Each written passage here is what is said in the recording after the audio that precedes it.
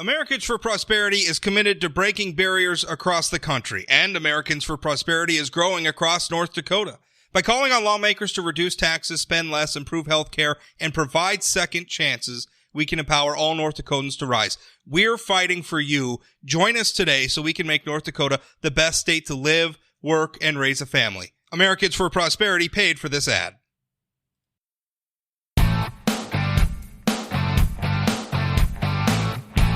My guest now is Senator John Hoeven, and I wanted to have you on, Senator, to talk a little bit about the coal industry, which I think I want to use the word boring about it, and I want to use it in a good way because coal has been very reliable in North Dakota for a long, long time.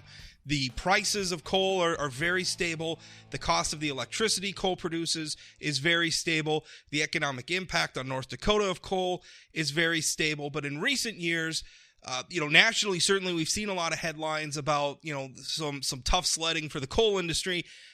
Locally, we've mostly avoided that because North Dakota coal is sort of famously very efficient. We have the power plants built right next to the mines, so it's basically straight from the mine, and it gives them a competitive advantage because we don't have to haul the coal all over the place to the plants.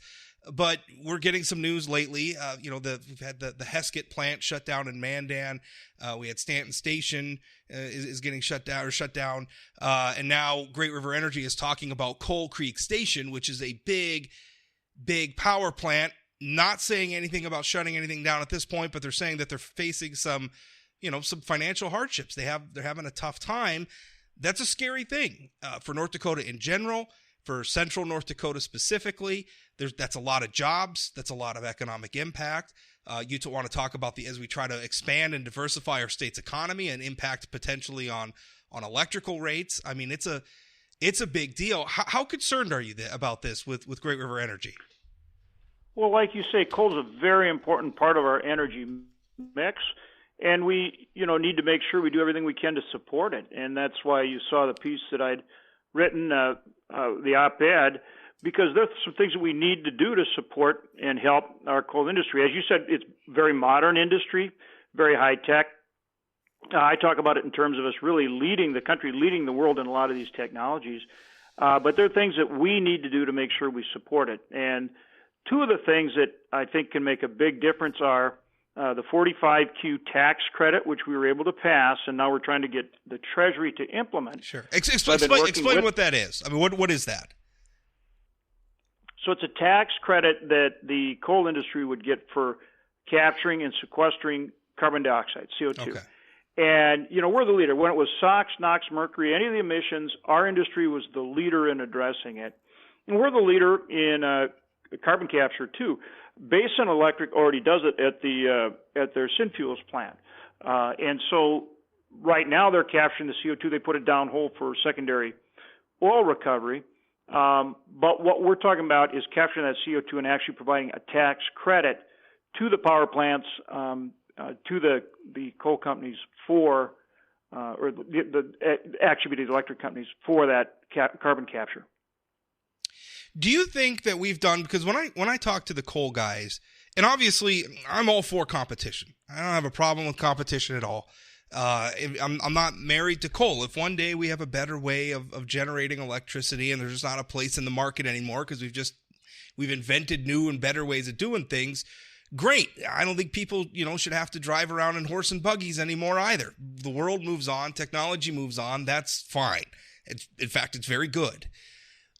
What I'm worried about is that government has put its finger on the scale too much in the energy markets. And I'm talking specifically in our region, wind, but wind and solar. And I realize a lot of people are saying, well, it's natural gas is the big competitor.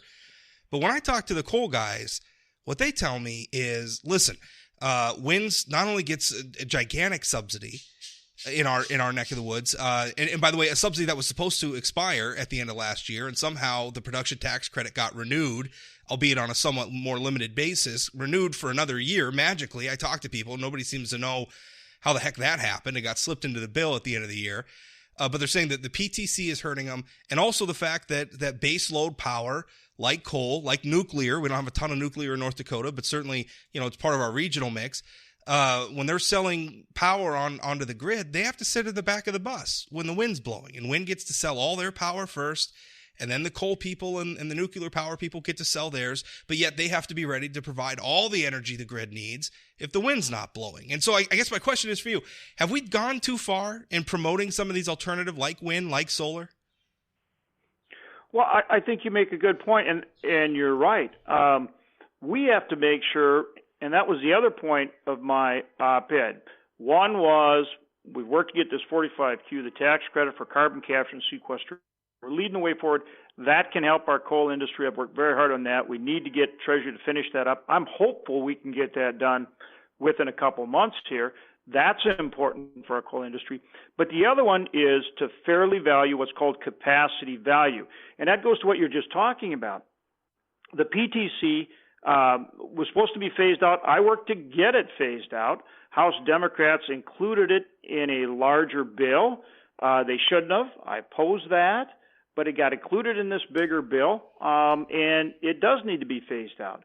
But even still, our industry has the challenge of between wind and, our natural gas is very inexpensive. We're flaring it. It's almost free in our part of the world. So the combination of the two is a real challenge for the coal industry. So the other thing that has to be valued here, Rob, is capacity value. In other words, because coal can be, or electricity from coal is 24/7. It can be ramped on at any time. There's a reliability factor there that has to be valued. That's called capacity value. And that's what I'm pressing to try to get the FERC to fairly value so that when companies sell power from different sources, that base load is fairly compensated in terms of reliability for the grid. That's called capacity value. That's what we're working on. That would be very important to our industry. So the point I'm making is there are two things between the 45Q tax credit and fair value under FERC rules for capacity value. That's very important so that our coal industry is treated fairly. Well, here's one of the things that, because even natural gas, and I love our oil industry in North Dakota. It's done a lot of wonderful things. The oil and gas industry is what we should call them, because really that industry covers both. But here in North Dakota, like you said, we got a ton of natural gas. We're flaring it too much, frankly, which I think is a problem everybody, industry, inside the industry, outside the industry, would like to solve, and that's a whole debate for another podcast. But at least in our neck of the woods, gas is very much a byproduct of oil production. We've seen how volatile oil production is. It goes up, it goes down. It is nowhere near as stable as coal. I look at, for instance, in my column from Sunday, I mentioned Japan. They're planning on building 22 new coal plants in their country over the next, I think it's something like 5 years. That is a major investment. The United States of America has more coal reserves than I think pretty much anywhere else in the world, and we're not building coal plants. I think we built one small one in Alaska last year. I think there was a few years before that. There was another one in 2015. We're certainly shutting down more coal plants than we're building. So what I'm worried about is, like you said, coal's. Think about it this way. I think sometimes people have a hard time wrapping their heads around it. The coal's potential, like if you want to store up coal's potential, it's just a big pile of coal. At the end of the day, that's what it is. And we know exactly what we're going to get out of that pile of coal once we feed it into the plant. Some of these other sources are a little more unpredictable, even natural gas, frankly. And I don't necessarily want to pit one against the other politically. In the marketplace, obviously compete, but politically, I don't want to, I don't really care where we get our energy from. I just want it to work. And so what I'm worried is we're going to drive stability out of the market by driving out coal. Am I wrong? You understand what I'm saying? Well, obviously that's the concern, right, is that we have that base load generation. One source is nuclear. Another very good source in our part of the world is lignite coal-fired electricity. And so we have very cheap gas. We obviously have wind, as you mentioned, that wind has the tax credit. We need to make sure that coal is treated fairly. That's why I'm bringing up these things, and that's why I'm working so hard to do it, Rob. So these are the things we have to put in place. Now, on the 45Q tax credit we talked about, that we passed a couple of years ago. We've been trying to get the Department of Treasury to get the rules in place. I hope we're only a month or two away. I've been talking to the CEO of Basin, Great River Energy, you name it, making sure that it's getting set up in a way that works for them. I hope we're very close. That'll help. The other thing is this capacity value, making sure that FERC rules provide fair reimbursement for that 24-hour, 7 days a week reimbursement like you just referenced with coal, because gas, you typically have gas peakers and wind is intermittent. So you want a fair reliability compensation for baseload generation, which coal is. So that's the second thing that's really important. And then the other area that I work very hard with EERC and the coal industry and the coal-fired electric industry, both are investor-owned and the RECs, and that's projects like things like Project Tundra, where I've actually worked to secure funding, I think recently $30 million from the Department of Energy to help our industry, our Lignite Energy Council, which is state of North Dakota, working with our lignite energy industry and both our electric companies and our coal companies to do that carbon capture. So we got to bring all these things together. We're an energy leader for this country. Coal is an important part of it. But as you say, we have these challenges right now. So we've got to, and it's kind of complicated, but we've got to work on all these things to make it happen and look at the result. We get that dependable energy whenever we need it, so we don't have blackouts or brownouts. We have it from all these sources, and we have it in the most dependable, cost-effective way. And again, that's the industry leadership that I think we can get to, but there's a lot of work to it. Is it fair to say that I look at coal, and obviously there's competition from natural gas. I think coal's biggest problem right now is politics. Do you think that's fair to say? Well, I think the biggest challenge right now is they're competing against not only wind, and you said the PTC, which needs to be phased out, should be, and I've been clear on that, but also gas, which is very inexpensive, and you've got different regions of our country that have different economics. We still have low-cost coal, but we've got to do things I've talked about to make sure it's fairly compensated and that it is there for the long term. So it's a lot of factors, Rob. Yeah. I mean, it's not just getting the right public policy, but it's the fundamental economics too. What I'm worried about, because you made a really good point at the beginning, and you were talking about some of the past struggles with like sulfur emissions, and I mean coal over the years has improved a lot. We have done a lot of things, and like you said, a lot of that innovation has its roots right here in North Dakota, where we've worked, with the coal industry and made it better, right? Because any technology can be made better over time. Most technologies are, if they're going to last.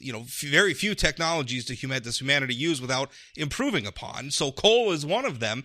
What I'm worried about is that we're going to drive coal out of the market before we have a chance to improve it. Because we have centuries worth of supply of coal in the United States of America. It's stable, it's cheap, it's a known quantity. We know what it is. If we can use it better, let's get to that future. And a lot of the things like Project Tundra and the carbon capture and what you're talking about with the tax credits to capture the carbon, I think that's definitely part of the mix. I'm worried at the rate we're going, though, we're going to drive coal out of the market before we get to a point where coal's usable and is just fine and can compete with all these other energy sources. Right. That's exactly why we have to do the things I just talked about, to make sure that we have that long-term energy source, that it's there on a competitive, cost-effective basis, that we've met the environmental requirements that people want. And again, I think these are the things that need to happen to get us there. The carbon capture piece, that's the 45Q, the fair compensation, which is a capacity value that we're talking about, and helping them develop that new technology like we're doing through Project Tundra and the DOE research. So all those things are important. And you're right, we need to get this done so that we have dependable coal-fired electricity for the foreseeable future. Last question. What do you say to the people of Central North Dakota, both the people who work directly in the industry, and I have a brother-in-law who works at the Falkirk mine, which provides 100% of the coal for Coal Creek Station. There's a lot of people who are worried. I don't know if you've been following the Faces of North Dakota Coal Facebook page, where you have coal workers, men and women and their families, posting. There's a lot of fear out there. What's your message to them right now? That we're working really hard. We need to keep working really hard to make sure that we keep our highly efficient coal-fired industry going. And there are challenges, and we've got to find ways to address them, like you and I have been talking about, and make sure that we have coal for the long term. And it's something I'm working on very hard right now. We're going to continue to. And I believe in our coal industry and the great people we have working in it. Senator, thanks for your time. You bet. Good to be with you, Rob.